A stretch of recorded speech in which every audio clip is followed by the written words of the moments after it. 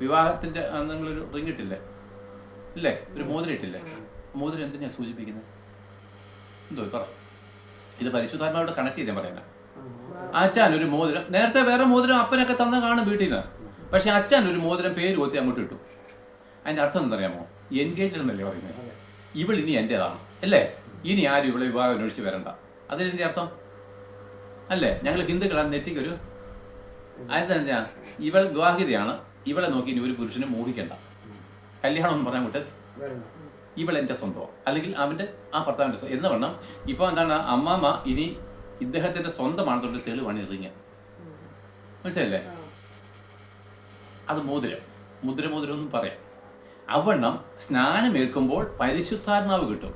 പരിശുദ്ധാത്മാവ് വന്നു കഴിഞ്ഞാൽ ഇനി നമ്മൾ ലോകത്തിനുള്ളവനല്ല, പിശാചിനുള്ളവനല്ല. പരിശുദ്ധാത്മാവിന് വന്നില്ല. പരിശുദ്ധാത്മാവ് വന്നു കഴിഞ്ഞാൽ പിശാച് ഒരാളാ പോയല്ലോ, ഇവർ പോയല്ലോ, ഇവൾ മറ്റവൻ്റെ ആയല്ലോ. ഇനി അവളുടെ പുറകെ നടന്നിട്ടൊരു കഥയും അവൾ മറ്റവനായിട്ട് വിവാഹ നിശ്ചയം ആരുമായിട്ട്? ക്രിസ്തുവുമായിട്ട്. അപ്പം ഈ പരിശുദ്ധാത്മാവ് ഉണ്ടെങ്കിൽ ഈ ഉറപ്പുള്ളൂ, ഈ രജിസ്റ്ററിൽ ഒപ്പ് വരുത്തുള്ളൂ.